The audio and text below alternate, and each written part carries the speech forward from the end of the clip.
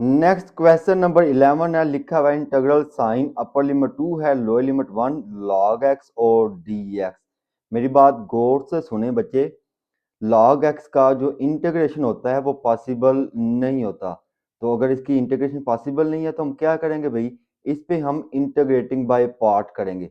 Integrating parts कैसे करेंगे भाई, उसके लिए तो हमें दो फंक्शन चाहिए होते हैं, यहाँ पे सिर्फ एक है। तो हम क्या करेंगे, इसके साथ कुछ नहीं लिखा हुआ ना, जिसके साथ कुछ नहीं लिखा होता उसका मतलब उसके साथ क्या होता है, वन होता है। और जिसका कोई नहीं होता उसका कौन होता है, अल्लाह होता है।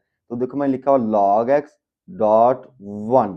अब इंटीग्रेशन बाय पार्ट कैसे करते हैं, उसके लिए आपने मेरी ये एक स्टेटमेंट याद रखनी है। इंटीग्रेशन बाय पार्ट्स क्या होता है, फर्स्ट फंक्शन लिखते हैं, ठीक है, इंटीग्रेशन ऑफ सेकंड फंक्शन, ठीक है, माइनस होल इंटीग्रेशन, ये जो सिंबल लगाया हुआ ना होल इंटीग्रेशन, ब्रैकेट लगाएंगे, इंटीग्रेशन ऑफ सेकंड फंक्शन और derivative of first function. Confuse हो गए ना, लेकिन मैं इसको आसान तरीके से बताता हूँ। क्या करेंगे भाई, पहले हम ये जो दो फंक्शन है ना, इसमें आइडेंटिफाई कर लेंगे फर्स्ट कौन है, सेकंड कौन सा वाला है। पहले वाले को फर्स्ट कह लेंगे, दूसरे वाले को सेकंड कह देंगे। तो मैंने क्या लिखा हुआ है, फर्स्ट फंक्शन, फर्स्ट फंक्शन हमारे पास क्या लॉग एक्स है, तो मैंने लिखा लॉग एक्स। फिर मैंने क्या लिखा है, इंटीग्रेशन, ये इंटीग्रेशन अप्लाई कर दी, ठीक है। तो फिर क्या लिखा है, सेकंड फंक्शन, तो सेकंड फंक्शन हमारे पास क्या है, टू वन है, ठीक है। तो मैंने लिख दिया इंटीग्रेशन ऑफ वन, ठीक है, डी एक्स। फिर मैंने क्या लिखा हो, माइनस, तो माइनस लिखेंगे, होल इंटीग्रेशन वाला सिंबल लगाया मैंने। फिर क्या लगाया, ब्रैकेट। फिर उसके बाद मैंने क्या बोला था, सेकंड फंक्शन, सेकंड फंक्शन हमारे पास क्या है, वन है, तो वो मैंने लिखा। फिर आगे क्या था, derivative of first function, first function हमारा क्या है, लॉग एक्स है, तो मैंने लॉग एक्स लिख दिया, ठीक है। और ब्रैकेट क्लोज करके बाहर मैंने डी एक्स लिख दिया। वो क्यों लिखा है भाई, होल इंटीग्रेशन है ना, तो इसलिए मैंने बाई डी एक्स लिख दिया। अब आप क्या करेंगे, आप इसको थोड़ा सा हल कर लेंगे, ये लॉग एक्स तो वैसे ही आ जाएगा। तो वन की इंटीग्रेशन क्या होगी, एक्स हो जाएगी, अपर लिमिट लोअर लिमिट, ठीक है। तो पहले हम ब्रैकेट के अंदर वाले को सॉल्व कर लेंगे। वन की इंटीग्रेशन क्या हो जाएगी, एक्स, और लॉग एक्स का डेरिवेटिव क्या आता है, वन ओवर एक्स। अब यहाँ पे देखें बच्चे, एक्स जो है वो एक्स के साथ क्या हो रहा है, कैंसिल, क्या बच जाएगा, वन। तो अब इस पे जो होल इंटीग्रेशन जो हमने पहले लिखी हुई थी वो अप्लाई कर देंगे। तो वन की इंटीग्रेशन क्या आ जाएगी, एक्स आ जाएगी, तो वो मैंने लिखा, ठीक है। अब आप क्या करते हैं, इसको दो दफा लिखते हैं। एक्स लॉग एक्स को मैंने लिखा दो दफा, x log x minus log x, अपर लिमिट लोअर लिमिट। फिर दूसरी वैल्यू क्या है, हमारे पास एक्स है, इसको भी दो दफा लिखते हैं, एक्स माइनस एक्स। अब आप क्या करते हैं, जो पहली वैल्यूज होती है उसमें आप अपर लिमिट पुट करते हैं। एक्स की जगह क्या पुट कर देंगे, दो, एक्स की जगह क्या पुट कर देंगे, दो। इस एक्स की जगह क्या पुट करेंगे आप, लोअर लिमिट, नेक्स्ट वाली जो वैल्यू होती है उसमें लोअर लिमिट यानी कि वन, और लॉग एक्स, एक्स की जगह क्या लिख देंगे, वन। या ये पहली वैल्यू है ना, इसमें आप क्या पुट करेंगे, अपर वैल्यू पुट करेंगे, वो हमारे पास क्या है, वन, और सॉरी टू है, तो टू पुट करेंगे। लोअर लिमिट क्या हमारे पास, वन है, इस एक्स की जगह क्या लिख देंगे, वन। देखो टू माइनस वन क्या आ जाएगा, वन।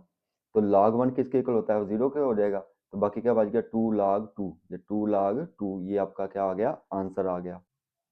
नेक्स्ट क्वेश्चन नंबर 12 है, लिखा हुआ है इंटीग्रल साइन अपर लिमिट है टू, लोअर लिमिट है zero, E of X over two minus E of minus x over two और डी एक्स। तो होल में इंटीग्रेशन लिखी हुई है ना, तो पहले वो अंदर अप्लाई कर दें। तो इंटीग्रेशन अप्लाई कर दी। अब इंटीग्रेशन ऑफ एक्सपोनेंट जो होती है वो एक्सपोनेंट ही होती है, लेकिन आपने एक छोटा सा एक्स्ट्रा काम करना होता है, वो क्या, ये देखिए पहले मैंने इंटीग्रेशन ऑफ एक्सपोनेंट लिखा, इसकी आप इंटीग्रेशन ले लें, क्या मैंने बोला है, एक्सपोनेंट ही होगी, यानी कि E of X over two. लेकिन जो इसकी पावर होती है ना, उसका आपने लेना होता है डेरिवेटिव। देखो मैंने लिखा हुआ D by D X X over two, क्या आ गया आंसर, वन ओवर टू। जो डेरिवेटिव आता है उसके साथ आप कर देते हैं डिवाइड, तो क्या आ गया भाई, E of X over two over one over two, upper limit lower limit. इधर भी वैसा हो जाएगा, ई ऑफ क्या हो जाएगा, E of minus x over two, क्योंकि माइनस एक्स ओवर टू का डेरिवेटिव क्या आ जाएगा, माइनस वन ओवर टू, तो वो लिख दिया, अपर लिमिट और लोअर लिमिट।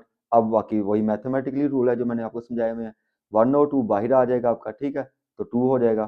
तो ये जो एक्सपोनेंट है इसको आप क्या करेंगे, दो दफा लिखेंगे, E of X over two minus E of X over two, okay. तो ये भी टू बाहर आ जाएगा आपका, वन और टू बाहर आ जाएगा, तो क्या हो जाएगा, टू। तो जो एक्सपोनेंट है इसको क्या लिखेंगे, दो दफा, e of minus x over two minus E of minus x over two. अब ये जो पहली वाली वैल्यूज होती है इसमें आप क्या पुट करते हैं, अपर लिमिट। जो दूसरी वाली वैल्यू होती है उसमें आप क्या पुट करते हैं, लोअर लिमिट। तो कर देते हैं पुट, इस x की जगह आ जाएगा टू, इस x की जगह आ जाएगा जीरो। इधर आप क्या करेंगे, इधर आप अपर लिमिट पुट करेंगे, वो हमारे पास क्या है, टू, तो माइनस टू ओवर टू। अब इधर क्या पुट करेंगे भाई 0, तो 0/2 आ जाएगा। ठीक है, तो 2 को 2 पे डिवाइड करेंगे तो क्या आ जाएगा 1, e की पावर 1 हो गई। अब 2 को 0 पे डिवाइड करेंगे तो क्या आ जाएगा 0। ठीक है, इधर भी ऐसा हो जाएगा, 2 को 2 पे डिवाइड करेंगे तो -1 आ जाएगा, 2 को 0 पे डिवाइड करेंगे तो 0 आ जाएगा। अब जिसकी पावर कुछ नहीं होती है इसका मतलब उसकी पावर कितनी होती है 1, तो e ऑफ 1 वैसे ही आ जाएगा। जिसकी पावर 0 होती है, लॉ ऑफ एक्सपोनेंट के मुताबिक अगर किसी वेरिएबल की पावर 0 हो जाए तो वो किसके इक्वल होता है 1 के इक्वल होता है, वो लिखा मैंने। इधर भी ऐसे है लेकिन इसकी पावर -1 है ना, तो एक्सपोनेंट के मुताबिक, लॉ ऑफ एक्सपोनेंट के मुताबिक -1 को नीचे ले आएंगे तो क्या आ जाएगा 1/e-1।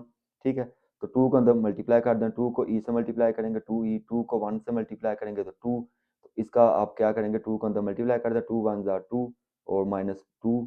ठीक है, 2 ने 2 1 के साथ मल्टीप्लाई करना था। अब होल का क्या ले लेंगे, एलसीएम ले लेंगे, तो ई आ गया एलसीएम। तो वही क्या होगा, ई ने इन दोनों के साथ मल्टीप्लाई करना है, ई ने पहले ई के साथ करना है, ई ने 2 के साथ करना है, ई ने 2 के साथ करना है, तो क्या आ जाएगा 2e² -2e प्लस 2 -2e। ठीक हो गया जी, तो ई 2e² वैसे आ जाएगा आपका। तो ये देखिए -2e, ये -2e कितने हो जाएंगे 4, तो -4e लिख दिया। और ये +2 वैसे ही का वैसे ही आ जाएगा क्योंकि अकेला था। अब इनमें कॉमन क्या आता है भाई, इनमें कॉमन 2 आता है तो वो लिख दिया। ये आपका क्या आ जाएगा आंसर, 2 कॉमन ले लिया ना आपने इसमें से, तो बाकी रह जाएगा e² -2e प्लस 1/e।